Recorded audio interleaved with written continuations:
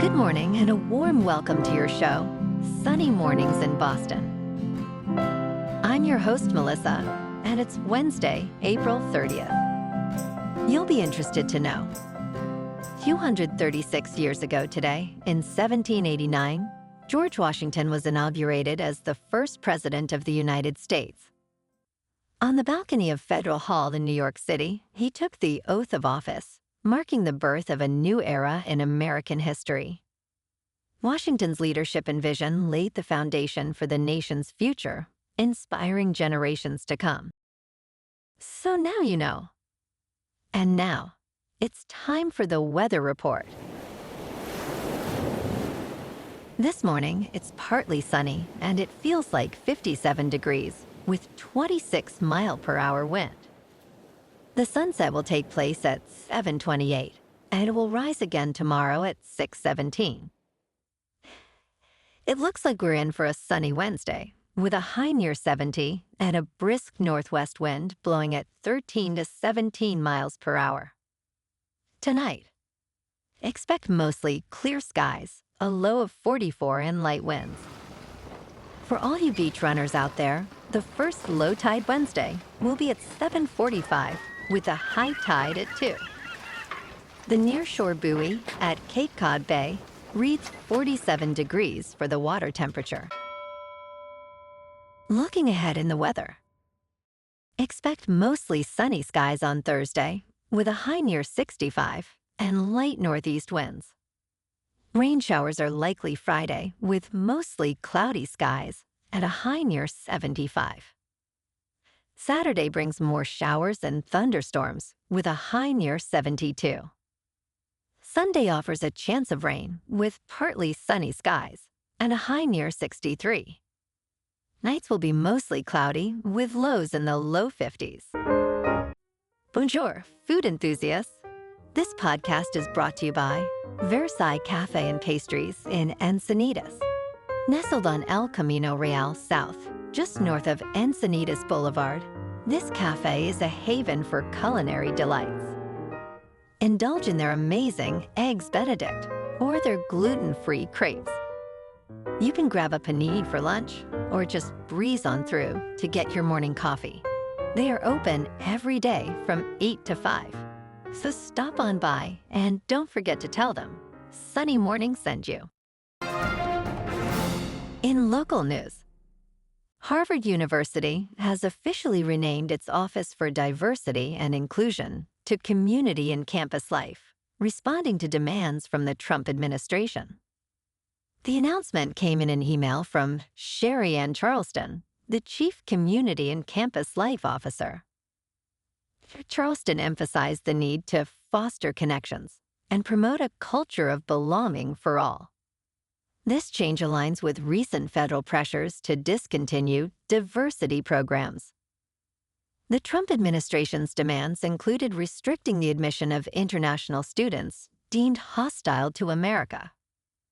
The move reflects a broader trend in educational policies at the federal level.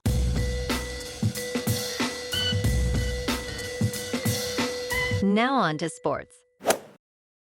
The NBA playoffs are heating up, with the Indiana Pacers advancing after a thrilling overtime victory over the Milwaukee Bucks, winning 119 to 118. The Bucks, who led by 7 points late in the game, faltered as Tyrese Halliburton made a crucial layup. The Pacers will face the top-seeded Cavs next.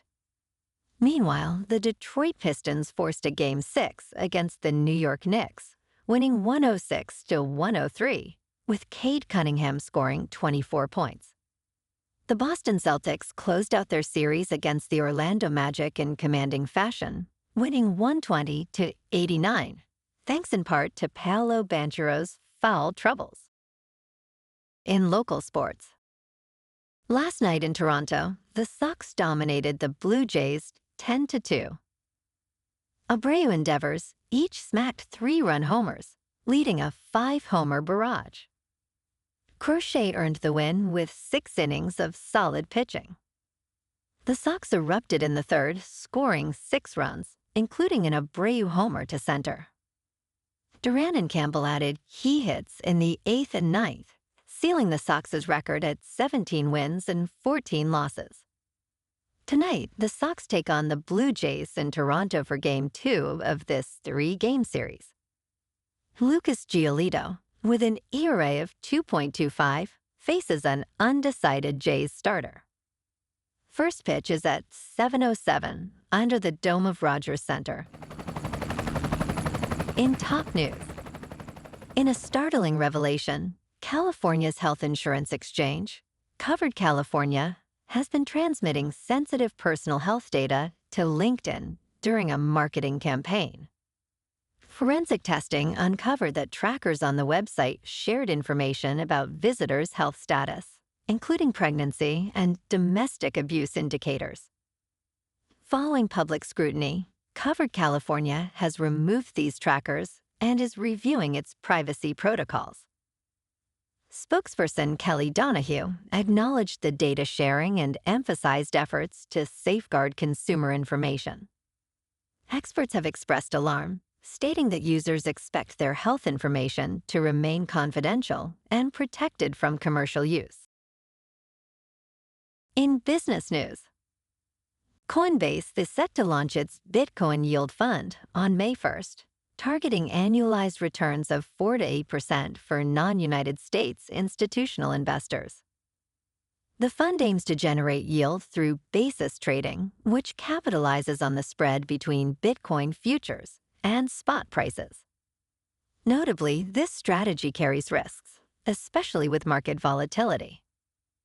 Backed by Abu Dhabi-based Aspen Digital, the fund's approach contrasts with the failed yield platform of BlockFi, which relied on lending for returns. As interest in this new offering rises, investors should remain cautious of potential risks associated with crowded trades. In crypto movement, Bitcoin is up 1% to $95,000. Ethereum is up 1% to just over $1,800. And Goatsis Maximus is down 0.5% to 8 cents.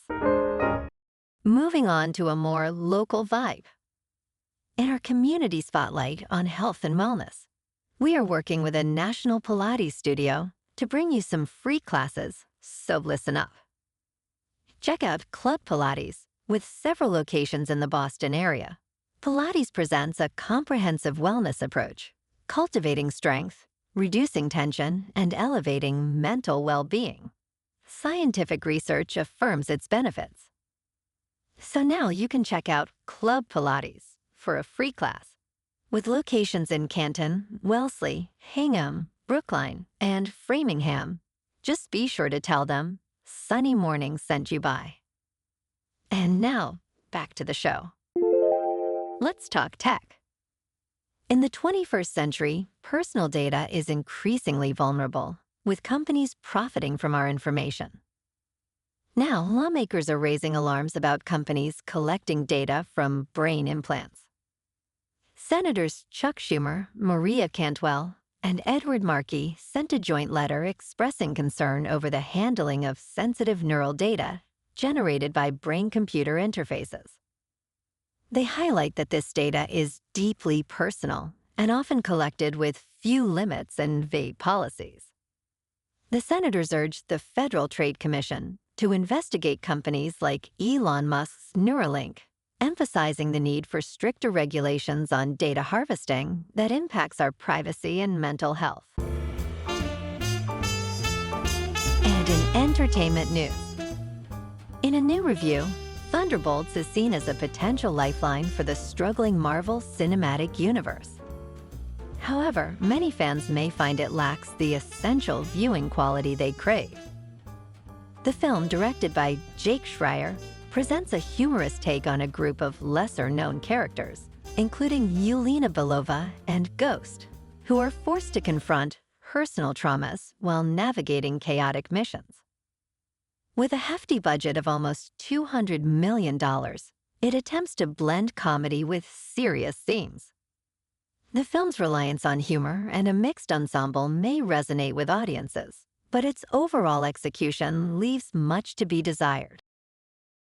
Well, alrighty folks, it's time for the quote of the day. And today, our quote comes from the Chinese philosopher Lao Tzu. And he said, "Life is a series of natural and spontaneous changes. Don't resist them, that only creates sorrow. Let reality be reality. Let things flow naturally forward in whatever way they like." And that's a wrap for this morning. You can check out our Instagram, YouTube, and TikTok for some captivating aerial videos with local news and the weather reports. Have an amazing day, my good friends. We'll see you tomorrow with another episode of Sunny Mornings in Boston.